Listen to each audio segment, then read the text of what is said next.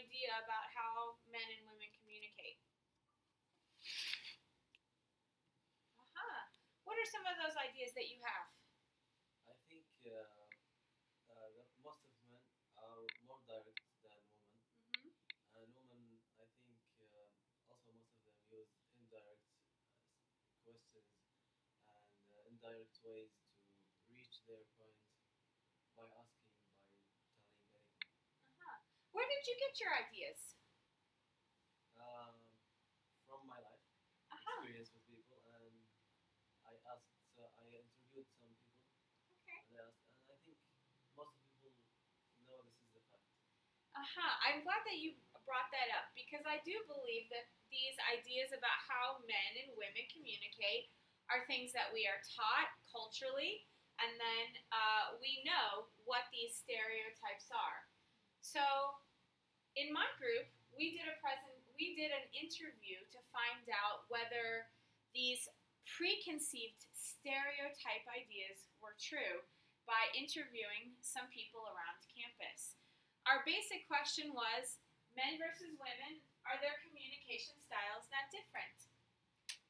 So, for our survey, our interview, we just interviewed 12 people. We decided to interview an equal number of men and women. So, we interviewed 6 women and 6 men. And because we all are studying at DU, we decided to conduct the interview on the DU campus. So, we ended up meeting 2 women who were between 18 to 25, 3 men who were between 18 and 25, 4 women who were between 26 and 40, 2 men who were between 26 and 40, and 1 man who was over 40. And so we thought that that was a pretty even number of different ages, but overall, the age wasn't really a factor that we were considering when we chose to interview people. We just chose people that looked friendly. Okay. So, I'm going to go ahead and share with you the questions that we asked to each of our interview participants. So, each of these questions was designed to give us some specific information, so I'm going to share with you what that is. So, in the first question, how would you describe the way that women communicate? We wanted this to be very open and just get a collection of adjectives that these people would use. Same thing with the second question about men.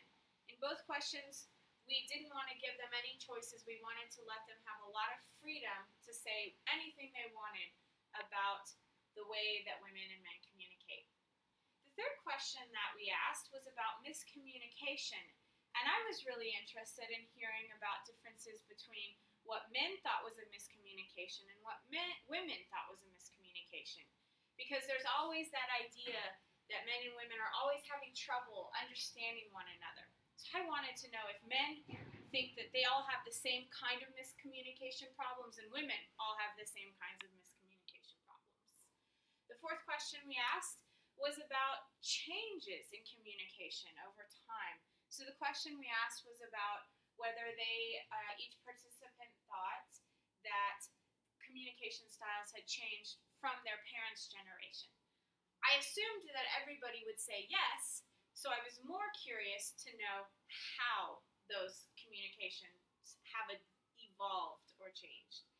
And then the last question was kind of a personal one, but I thought it might relate back to the first question because I asked if each person considered themselves stereotypical for their gender.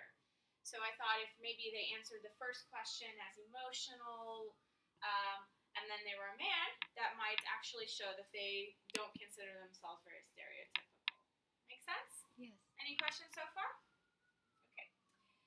So I have some data to share with you.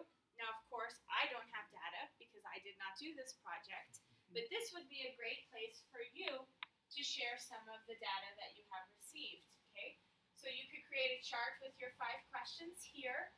And then you don't have to go through all 12 answers. Instead, you should show the patterns. Not all the data, but the patterns. So for example, in question number 1, I noticed that 6 people agreed that female communication was indirect, just as our audience member had predicted at the beginning. So that actually affirmed the ideas that our group believed before the project began. I was really surprised, though, that more women disagreed with this idea that women communicate indirectly. While all the men said that, not all of the women believed that to be true. So I found that to be pretty interesting. And question 2, blah, blah, blah, blah, blah. So you can see how you can go through the data and point out the patterns, the things that are similar for each question, or maybe some very interesting differences for each of your 5 questions. Okay?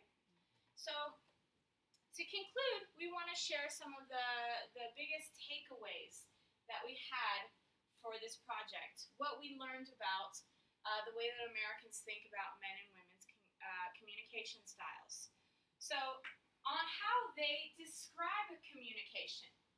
We did see that there was, again, as I already described, some variation between people, but there were definitely patterns that reinforce those stereotypes that men are more direct and women are more indirect. However, again, as I noticed, more men seemed to believe these stereotypes than the women, so we found a small difference there. Within the biggest miscommunications questions, we noticed that both respondents had a lot of different answers, so we didn't find that many patterns in this question.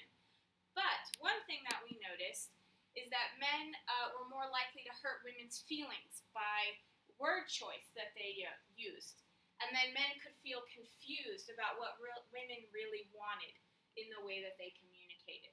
So again, there was not a lot of singular agreement in that, but these were 2 patterns that we noticed.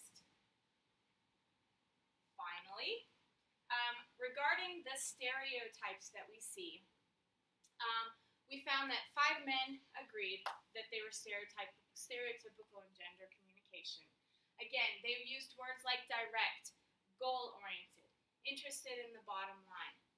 But again, very strangely, our data showed that women did not believe that they were these stereotypical communicators.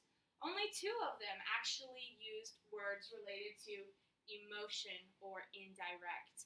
The rest of them had a variety of answers, but most felt that they were the same as men in their communication style. So that really surprised us in the data.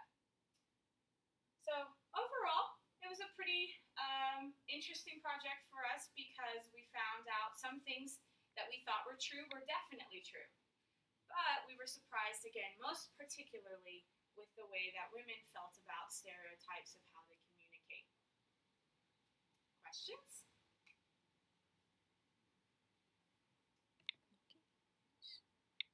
Okay, so here is the link to our complete data so that you could take a look at that for yourself.